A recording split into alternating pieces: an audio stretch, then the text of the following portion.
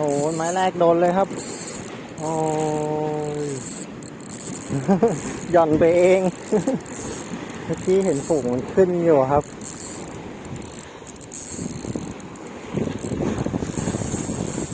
โอ้ไม้แรกโดนเลย โอ้ยเปียด้วยครับ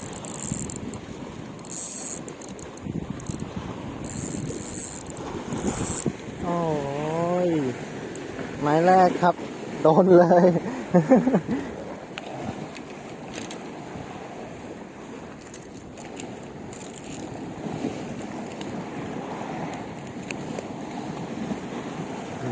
แค่หย่อนไปเองครับ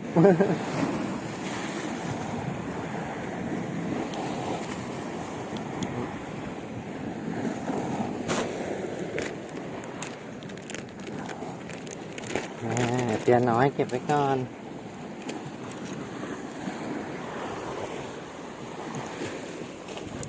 ดันไหม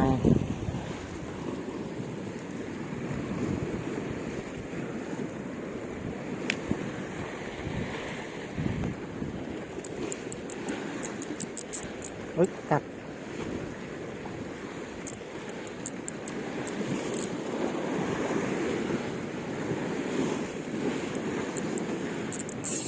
โอ้ยโดนเลย2 ไม้ติด โอ้อยู่ใกล้ๆนี่เองครับโอ้โอ้ยโอ้ยตัวนี้ใหญ่หน่อยครับโอ้ยไปนู่นแล้ว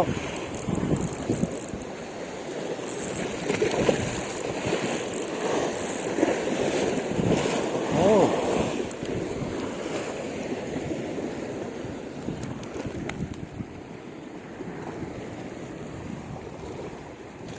โอ้ตัวแน่นเลยโอ้ไซส์สวยครับ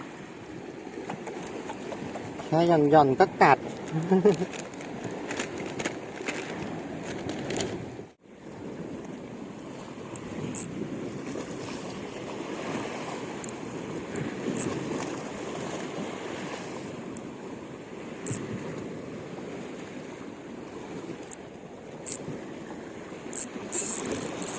โอ้อยู่ใกล้ๆครับ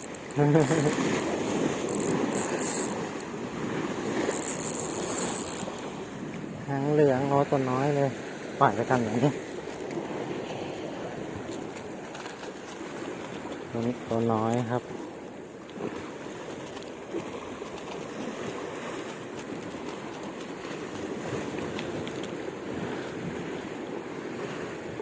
ต้องเล่นอจิครับอย่างนี้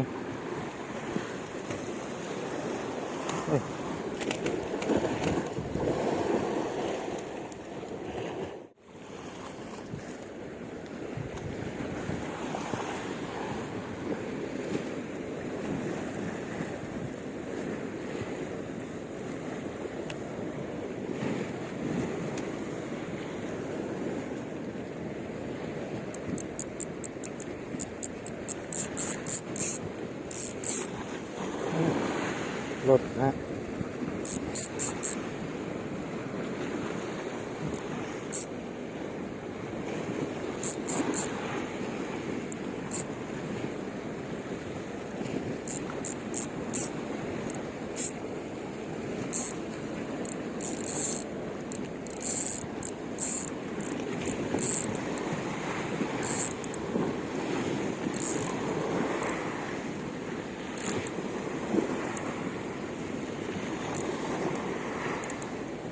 ดิ้นแปลกๆมาเลยนะ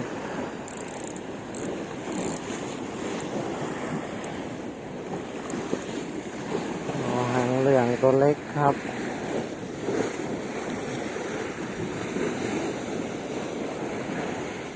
หางเหลืองตัวเล็กครับเดี๋ยวปล่อยไปกัน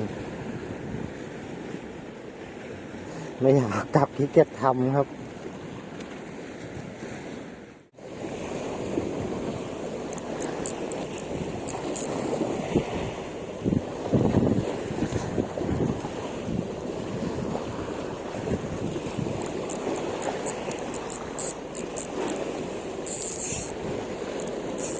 อ๋อ ให้มันได้อย่างนี้หน่อย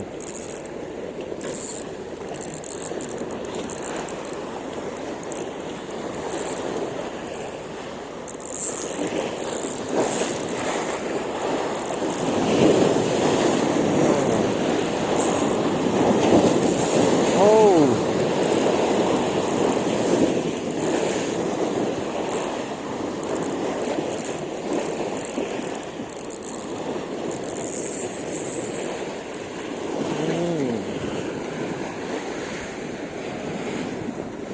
ตัวนี้ขอเก็บนะครับ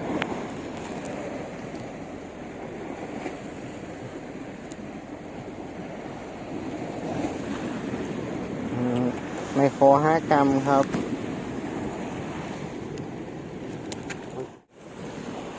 โอ้ฝูงปลาขึ้นเดือดเลยครับ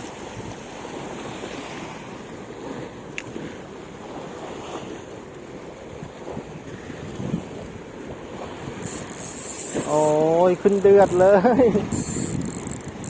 โอ้ตีไปกัดเลยโอ้ขึ้นหลายตัวมาก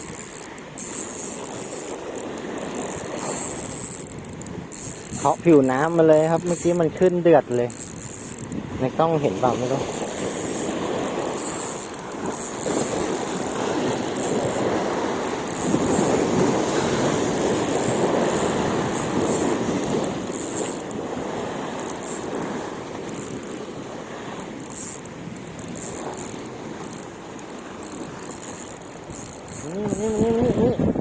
นี่ทางนี้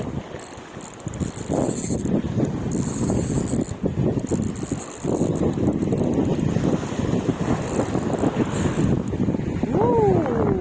ยหนาตึ๊บนี่ครับที่มันขึ้นเดือดเลยครับตัวอ้วนมากเขาเรียกอะไรสิกลมๆเหรอ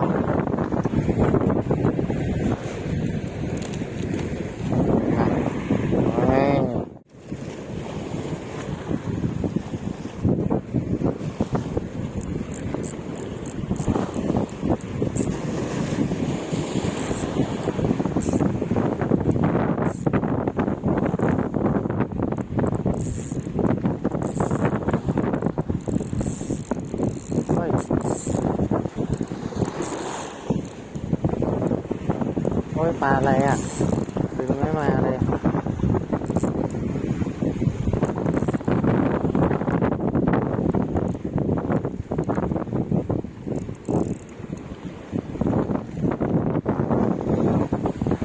โอ้ยปลาอะไรไม่รู้ครับทื่อเกี่ยวห่างมาเมื่อกี้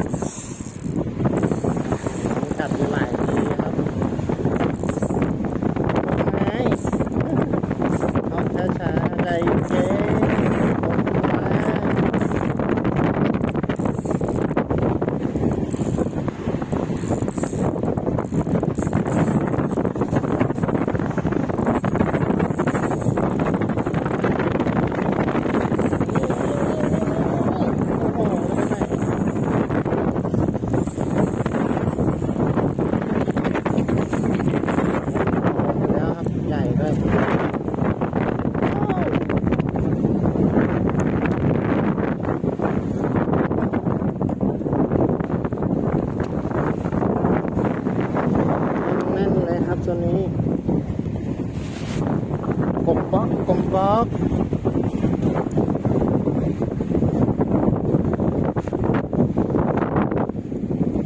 โอ๊ย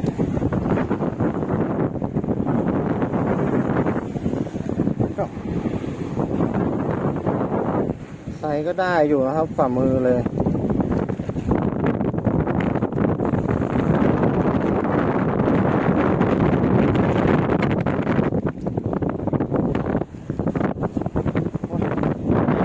ไม่ไหวลมแรงเกิน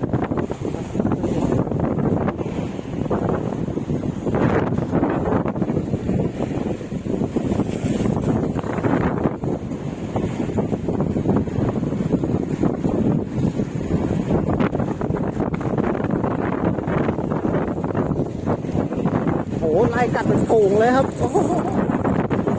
แย่งกันกัด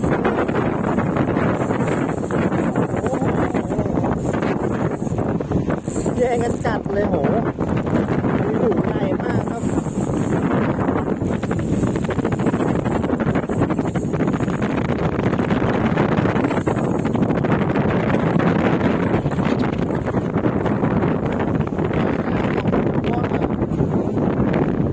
ฝูงใหญ่มากครับทีจะย้ายที่ซะหน่อย